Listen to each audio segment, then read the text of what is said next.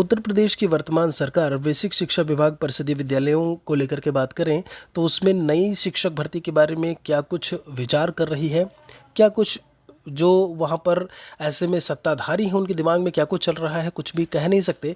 और यहाँ पर एक खबर जो है वह देखने को मिल रही है जिसमें है आपका, जब हम 50 से कम नामांकन वाले स्कूलों की बात करते हैं तो उनका नियरेस्ट जो भी स्कूल हमें विलय करने की बात जो है वह की गई है। मतलब आप देखेंगे, जब पूरी चीज़ को हम यहाँ पर समझेंगे, लास्ट तक आप वीडियो के बने रहिएगा। जब हम बात करते हैं स्कूलों में नामांकन को लेकर के कि हम नामांकन करवाएं, बच्चे वहाँ पर आएँ, स्कूल में आएँ, स्कूल ड्रॉप आउट की जो समस्या है वो ख़त्म हो। और आपने कहीं ना कहीं एनसीएफ और इन सभी में भी इन चीज़ों को पढ़ा होगा कि किन किन तरीक़ों से हम जो है उस चीज़ को कम कर सकते हैं। यहाँ पर जब 50 से कम बच्चे हैं, यहाँ पर शिक्षकों की कमी है, शिक्षकों की कमी के चलते जो स्कूल ड्रॉप आउट है वो बढ़ रहे हैं, बच्चे स्कूल छोड़ रहे हैं। तो ऐसे में एक जब हम कहते हैं नितांत आवश्यकता है नई शिक्षक भर्ती की, शिक्षकों की, लेकिन उसके बावजूद यहाँ पर उसके जब हम पलट एक दूसरी तरफ को लेकर के बात करें, एक दूसरे पक्ष को लेकर के बात करें, तो यहाँ पर अब जब 50 से कम बच्चे हो रहे हैं तो उन स्कूलों को ही ख़त्म किया जा रहा है। यहाँ पर उनका विलय जो है वो नियरेस्ट स्कूल में करने की बात की जा रही है कि उनका विलय हम कर देंगे, बजाय कि वहाँ पर नई शिक्षक भर्ती दी जाए, शिक्षकों का जो है शिक्षकों को तैनात किया जाए, या फिर जो बच्चों का नामांकन है उसको लेकर के। यहाँ पर आप देखेंगे कुछ पॉइंट्स जो है इसमें मेंशन किया हुआ है।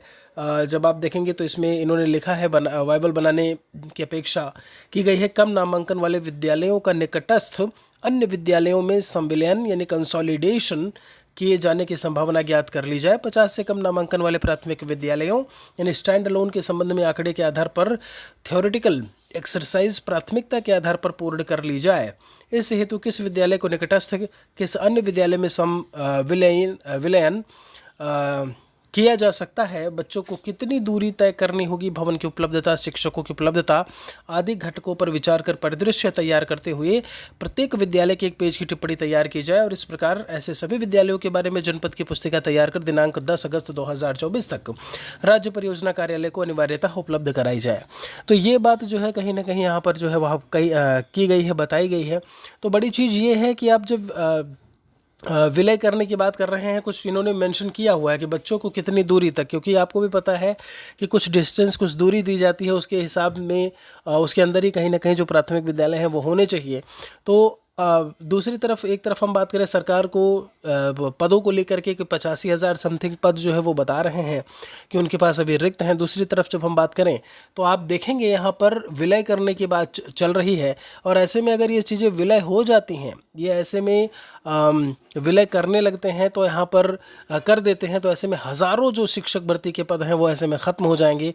और कहीं ना कहीं इसका जो है एक तरीके से स्टैंड लेने की ज़रूरत है, इस पर बात करने की ज़रूरत है कि किस तरीके से यहाँ पर सरकार की क्या कुछ मंशा है और ऐसे में वो मंशा किस हद तक ठीक है। क्योंकि कहीं ना कहीं लाखों अभ्यर्थी हैं जिनको इंतज़ार है नई शिक्षक भर्ती का। नई प्राथमिक शिक्षक भर्ती की बात करें, चूँकि यहाँ पर प्राथमिक विद्यालयों की बात की गई है, लेकिन अभी तक फ़िलहाल के लिए कुछ भी उसमें पॉजिटिव जो है वह दिखाई नहीं दे रहा है।